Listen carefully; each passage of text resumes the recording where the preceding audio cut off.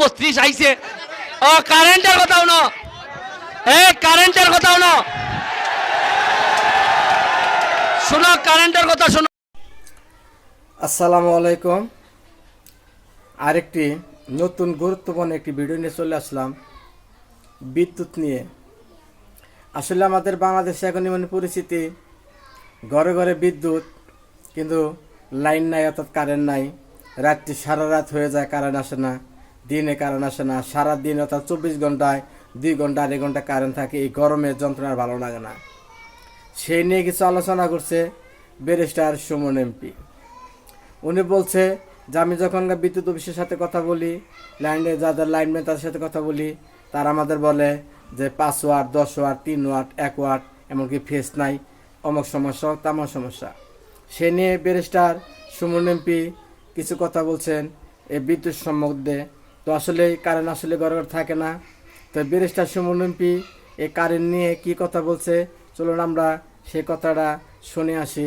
তার আগে একটি রিকোয়েস্ট, চ্যানেলটি সাবস্ক্রাইব করবেন, বেল বাটন অন করে রাখবেন, আর পুরো ভিডিওটি দেখবেন, তাহলে বুঝতে পারবেন যে ব্যারিস্টার সুমন এমপি আমাদের জন্য কত কাজ করছে। চলুন আমরা মূল ভিডিওতে চলে যাই।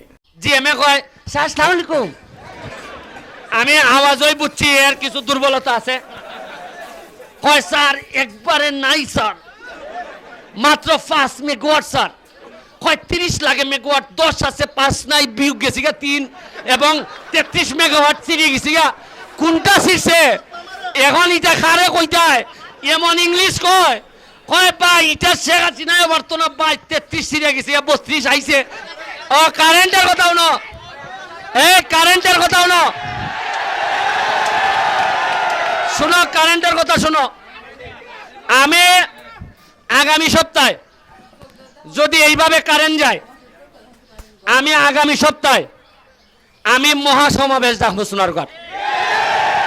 তোমরা সব আইবাইনি মহাসমাবেশের মধ্যে। আমরা ওই এরা কারেন্ট দিত, নাইলে এরার অফিস কান তুলিয়া লই যেত গিয়া। আমি এমনি বগি জগিতে আমার বুঝানি যাইত না। কালকে আমি ফোন দিছি কারে জিএম রে, জিএম এ কয় স্যার আসসালামু আলাইকুম। আমি আওয়াজই বুঝছি এর কিছু দুর্বলতা আছে। কয় স্যার একবারে নাই স্যার, মাত্র 5 মেগাওয়াট স্যার। আর এরে যদি বেটা যদি ফোন দেও এমন ইংলিশ কয় বুঝুই যায় না।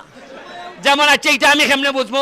কয় 30 লাগে মেগাওয়াট, 10 আছে 5 নাই, বিয়োগ গেছি গা 3 এবং 33 মেগাওয়াট চিড়ে গেছি গা। কোনটা ছিড়ছে এখন? ইটা খারে কইতায় এমন ইংলিশ কয় কয় ভাই ইটা শেখ হাসিনা বর্তমান ভাই 33 চিড়ে গেছি গা, 32 আইছে, মাত্র ছুটতে গেছি গা। এখন এরে যে বুঝাইতায় শেষ কালে আধা ঘন্টা মাইতে বুঝছি না খিতা ছিড়ছে। এর ভিতরে আমার ফেসবুক গাইলেই মানছে কোলো নই যায় না। হয় তাইন বের ইতিহাস বদলাইতা, তাইন কারেন্টই দিতে পারেন না। আমার আছে না নি কিছু লোক, ওই বেটার লোক কিছু আছে না নি, ওই বেটা এরা তো চান্সই আছে। আমি কেমনে একটু খারাপ হইতো কইছিলাম না। তবে আগামী সপ্তাহে রেডিও মহাসমাবেশের লেগিয়া আমরা সবচেয়ে বড় মহাসমাবেশ করে জানাই দিব, ওই কারেন্ট দিবাই নাইলে সোনার গাছ চাইলে অভিগঞ্জ যাইবাই। আমি আবারও এবার আমি ওই যে বিদ্যুৎ মন্ত্রী বিপু ভাইয়ের সাথে আলাপ করবো। কিতা মাত্রায় রে ভাই, এরা বেশিরভাগ নেতা ওই তৃণমূলে যায় না।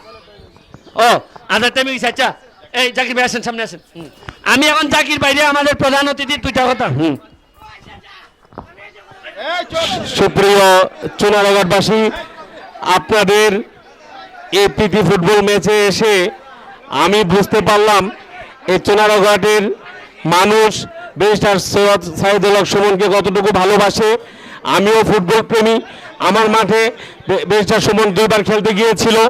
আজকে এই মাঠে এসে তার প্রতি আমার অনুরাগ বেড়ে গিয়েছে। আমি এতটুকু বলতে পারি যে আমাকে আজকের এই মহা আয়োজনে, এই বিশাল আয়োজনে প্রধান অতিথি হিসাবে সম্মানিত করার জন্য আমি নবীনগরবাসীর পক্ষ থেকে, ব্রাহ্মণবাড়িয়াবাসীর পক্ষ থেকে ব্যারিস্টার সুমনকে কৃতজ্ঞতা জানাই। ব্যারিস্টার সুমন শুধু আপনাদের সন্তানই নয়, বাংলাদেশের সম্পদ। তাকে রক্ষা করা আপনাদের দায়িত্ব। তাকে আপনারা পাহারা দিয়ে রাখবেন। তার নেতৃত্বে দুর্নীতি বিরোধী নতুন একটি বাংলাদেশ আমরা গড়তে চাই।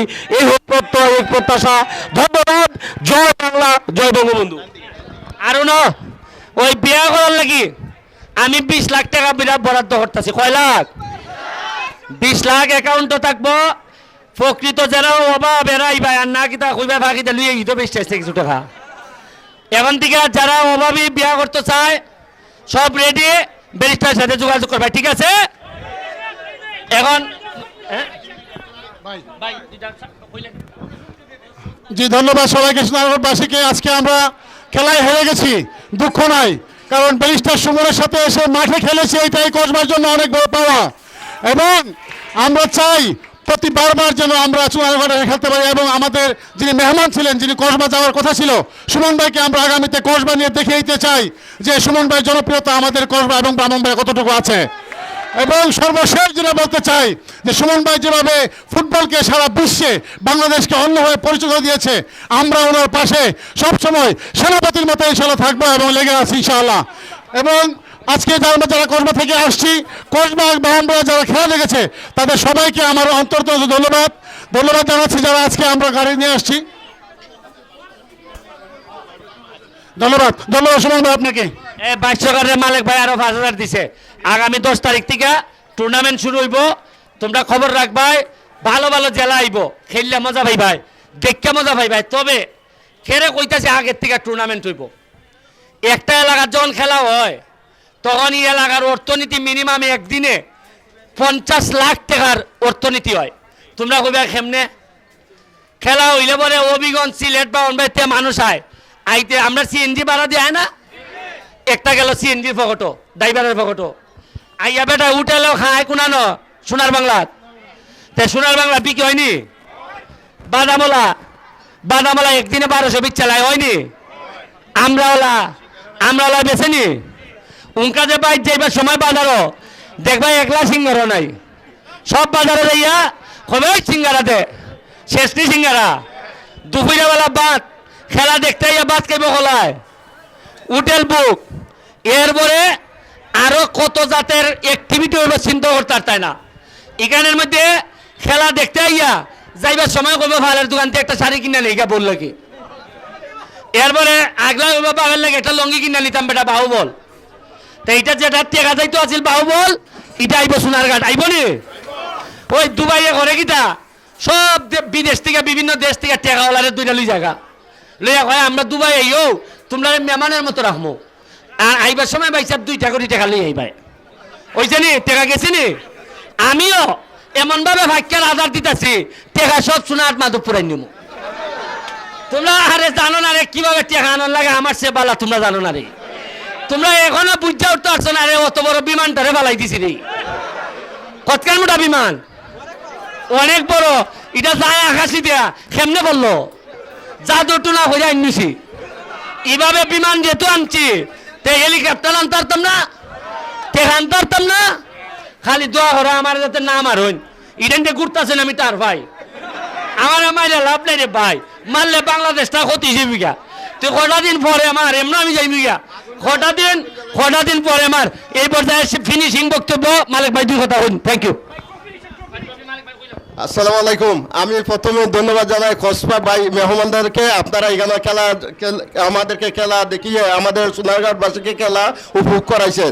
আর আমি একটা কথা বলবো, সব কথা তো ব্যারিস্টার সুমন বলে গেছে, আমি একটা কথা বলবো, আপনারা মনোযোগ দিয়ে শুনবেন।